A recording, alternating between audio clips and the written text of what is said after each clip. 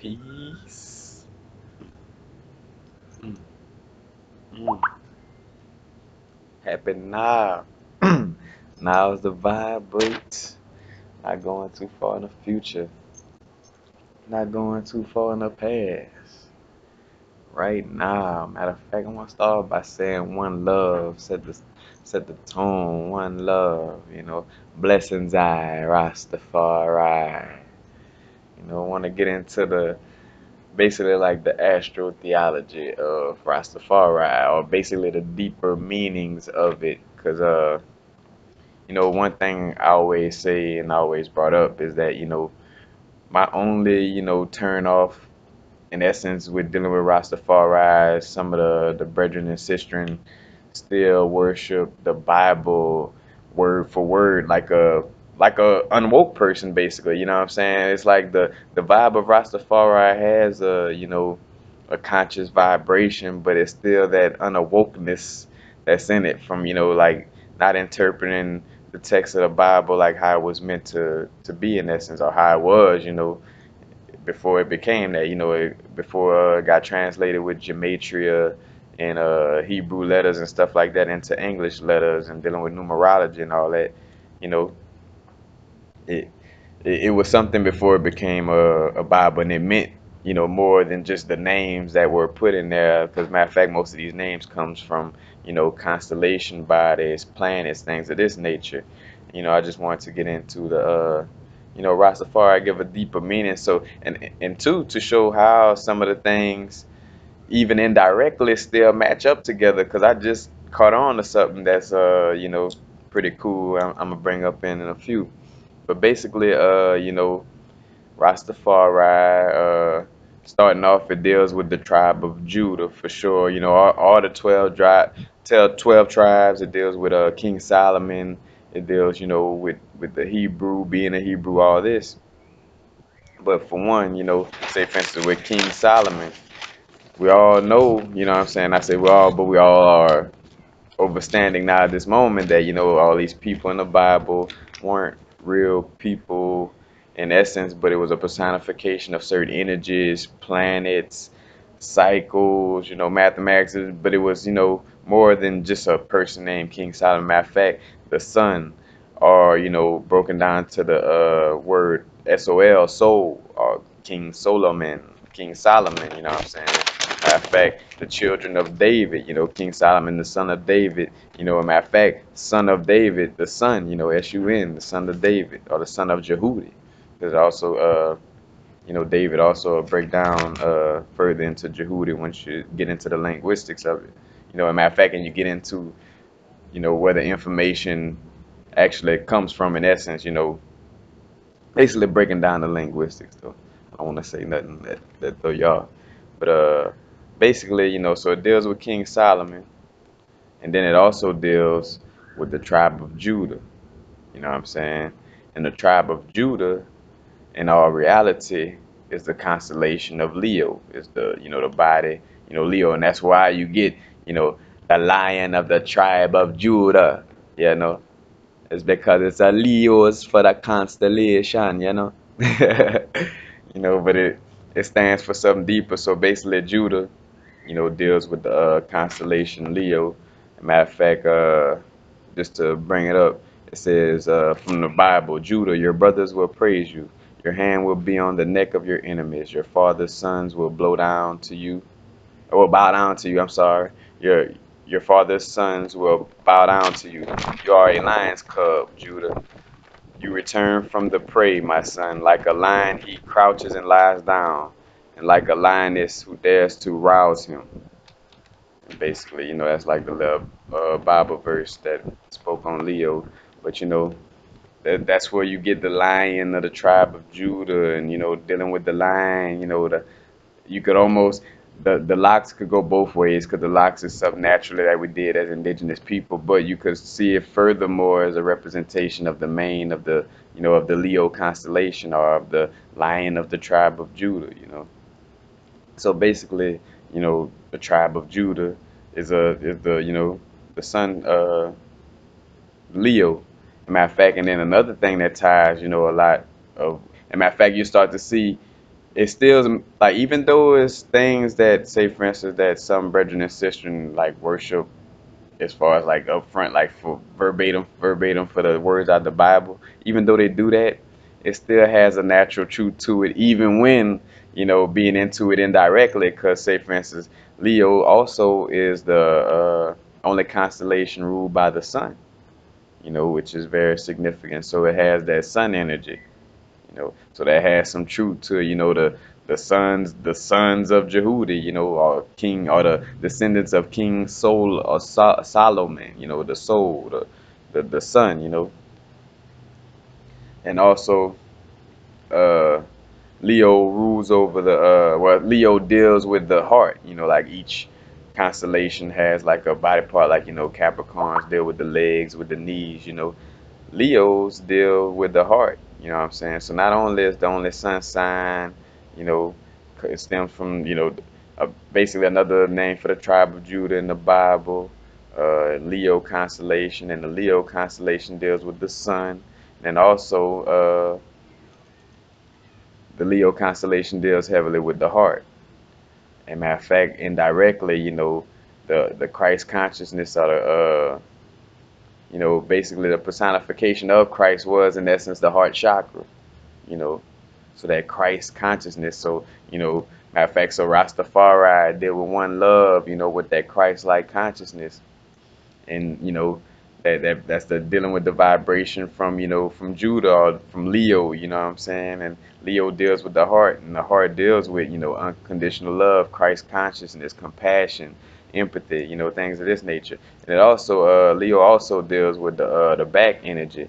And I also saw like how the back, what I'm saying, is the foundation, is where that Kundalini rays. And another word for the Kundalini serpent, or especially more ancient indigenous name for where you get the word Naga, or Nigus Nagas.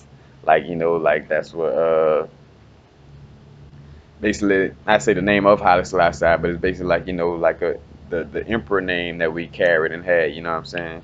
But Nagus, or Naga, the serpent, the Kundalini energy. So, basically, not only Leo deals with the heart, and it deals with some other body parts, but I'm keying in on, it deals with the heart more, for sure, more than any other body part. But I'm bringing up the back because I also saw how the back, what I'm saying, ties into, Rastafari with the, like I said, the Kundalini energy of the back, the foundation, it being the foundation. And, matter of fact, and look at Ethiopia, what I'm saying, one of the last independent nations in Africa, that kind of give off that vibration of, that foundation, or that last foundation, holding on to that foundation in Africa, when Selassie was emperor. So, again, the Kundalini, the goose, Naga, serpent, so that you can see how that energy plays into that also. And then before Haile Selassie was called, Haile Selassie was called Rastafari, and then you even look at the beginning root of Rastafari, which it really the first, what that is, prefix, you really look at as Ras all together, Ras meaning head, or like a duke or somebody, head of a nation. But just for a second, if you take the S off of Ra, you know, Ra, the sun god, you know, Ra, the sun god, Leo is the only constellation that deals with the sun, you know. So you start to see how all of this comes into play, you know. So basically, like most Rastafari in essence, is indirectly worshiping the Leo constellation, or that Leo constellation energy, what I'm saying, all the aspects of it. And that's my thing too. Like when I deal with, like, when it comes to my spirituality, I like really getting into what it's about, like, and that's what kind of turned me off, like almost to the point where I was almost about to just completely just disassociate with Rastafari in essence, because I'm like, I'm like, all right, it's just blinded. Like I know it's more to it, and everybody just still blindly beating the drum of the Bible. And I'm like, I know there's a deeper meaning to this, so that was kind of turning me off because I want the truth. I don't care where it's coming from, who it's coming from, but I always like to get to the deepness of things. Like, You know, like I don't want like how the message passed through a class, like they pass the message through a class, like Sally went walk to the store, pass it down. I don't want that message from the last person. I want that message from the first person. I want to break it down and see where this first even came from, you know what I'm saying? So I could have a better understanding. Because how could I really understand something if I'm taking, the last definition of it or the last way it's been presented, which is not the true definition of it, you know what I'm saying? Like all these names, John, Jacob, tribe of Judah, Benjamin, you know what I'm saying? Matter of fact, Benjamin, that's the Capricorns, you know what I'm saying? All these different names that break down to true meanings and deeper things, and I just couldn't deal with like just the face service. Oh yeah, we Judah, the real actual Hebrews, because it almost felt like I was playing into the hand of, dealing with the fakeness, like with Jesus and all that, you know what I'm saying? I'm like, it just has that not, not getting down to the true vibration I just felt, you know what I'm saying? But the more I'm learning, the more I'm getting into it. But as I'm saying that, still though, I still embrace the Rastafari, it's especially like I embrace it within myself as far as it is a significant point in my growth. That's when I really truly started trying to change and look for source, look for Jah. You know what I'm saying? In essence. So that's why I'm a still, matter of fact, that's why I tatted it on myself and still got my colors, cause I'll be forever loving Jah, loving myself, loving Source. You know what I'm saying? We'll be forever loving Jah. You know, but you start to see how everything tie in. Matter of fact, another thing too, the energy of Leo. Dealing with the heart also deals with being a natural born leader straight from the heart. And I know somebody, that was a natural born leader, with a Christ-like consciousness. There's, there's somebody around Ethiopia. I think his name was Haile Selassie. Yeah, that guy. You know what I'm saying? Haile Selassie. Natural born leader, straight from the heart. That Leo energy. But even deeper, and this is what really kind of just blew me. And that's my first time coming across this. But like the Leo constellation, like as far as like on in the days a week, as far as the months, what makes you a Leo is a person born between July 23rd and August 22nd. So in this universe where there aren't no coincidences, there's like everything is prophecy and happens for a reason. Matter of fact, what I'm about to say is about to give way to. In essence, I'm about to, how can I say, I'm you gonna see I'm gonna help things, but in essence maybe make things worse as far as people worshiping a man. But like say for instance, Selassie was born on July 23rd, the constellation of Leos. Leos you start on July 23rd, so you know Rastafari, aka Haile Selassie, was born on the day that Leo begins, July 23rd. And then even closer though, where Haile Selassie died on August 27th, which is like 5 days past where the Leo Leo like the Leo zodiac sign as far as for people in. So August 22nd is after August 22nd, then that goes to the next constellation. So August 22nd or July 23rd to August 22nd. You know what I'm saying? It's basically where the Leos dwell at. And Selassie was born on July 23rd and died on August 27th. So not too far after that, you know what I'm saying, as far as like what a constellation, is at. So you get to really, that. So like when everybody, Marcus Garvey and everybody was making these prophecies and stuff, energy does move through us. So please realize that even though we're not supposed to worship no man and this and that, that it still has a significant prophetic, you know what I'm saying, vibration to it because of how all the energies and things match up, you know what I'm saying? Like, and say for instance, Marcus Garvey felt moved to say what he said because of some type of energy within him, you know what I'm saying? All these people, that prophesize the situation. Not say all these people, but but for sure Marcus Garvey talking about the great king, you know what I'm saying, that's gonna be born, in Ethiopia. I forgot how he worded it, but you know, you start to see though, as above, so below, as far as that, even though it's not meant to, oh yeah, I'm an actual Hebrew from the tribe of Judah, and King Solomon was an actual person. Even though these people wasn't actual people, and some people worship it like it is, even if you, when you take it to the astrotheology, to the real definition, it still has significance, and that's very significant. You know what I'm saying? Like even when you get down to the nitty gritty, it still has that vibration that where you see. But what you could kind of say, all right, well maybe they, you know, how can I say, Rastafari dealt with it because of the vibration kind of manifested within itself. You know what I'm saying? I forgot how I wanted to word that better, but basically though, like indirectly, you know, it's kind of what I'm trying to say. Like indirectly though, it still manifests itself, and it manifested whether the prophecy, came because of, say for instance, you had people like Marcus Garvey, like, oh, this is prophecy, this and that. But also, matter of fact, I'm gonna just get off of that point. Because I felt myself, and I'm gonna keep it real. I felt myself losing segue as I was trying to get into this deeper point, so I'm gonna just stay where I'm at. But basically, no matter what came first, the chicken or the egg, it all lined up as far as like whether the prophecy, the constellation of Leo, that was first, of course, and then people come second. But whether by indirect or direct, prophecy, all these things seem to, come into fulfillment, into manifestation, regardless of, how you look at it.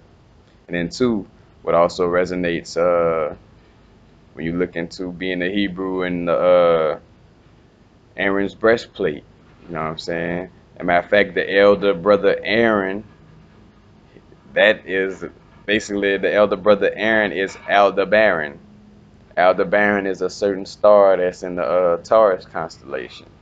So this all dealing with stars. As above, so below.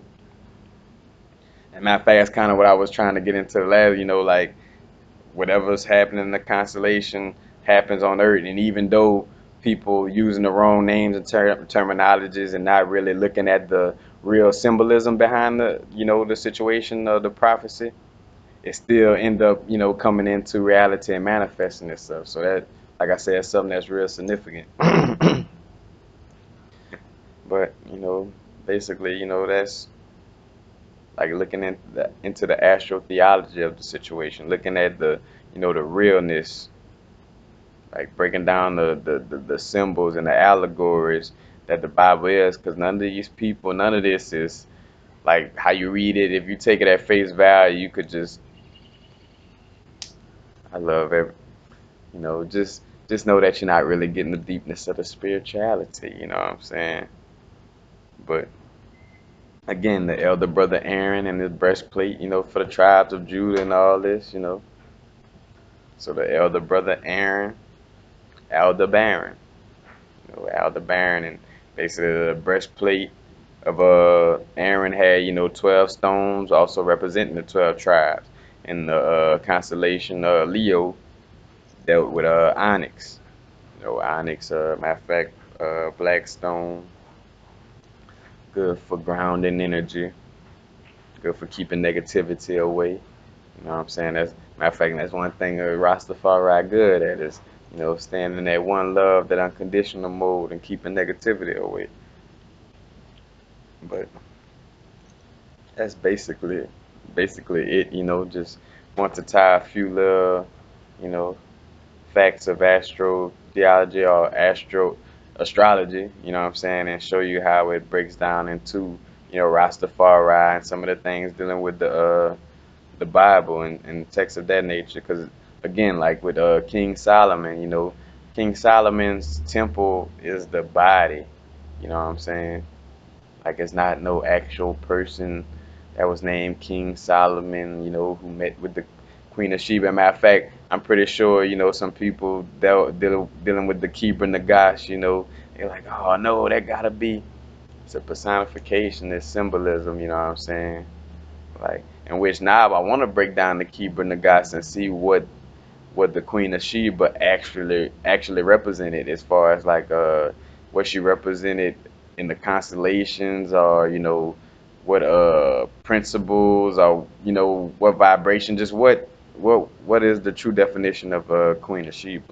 Because I'm starting to realize that none of these people were actual people in essence. They were just you know manifestations, or I should say symbolisms of like I say, constellations, planets, chakras, different principles and things of this nature. So you never know with that. But that's basically it.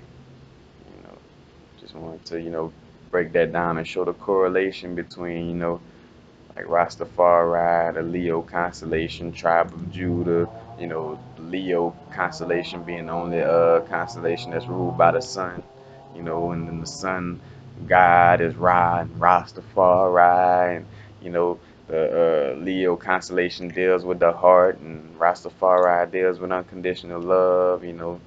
All this ties in together. you know. So if we want to be Rastafari, blessings I,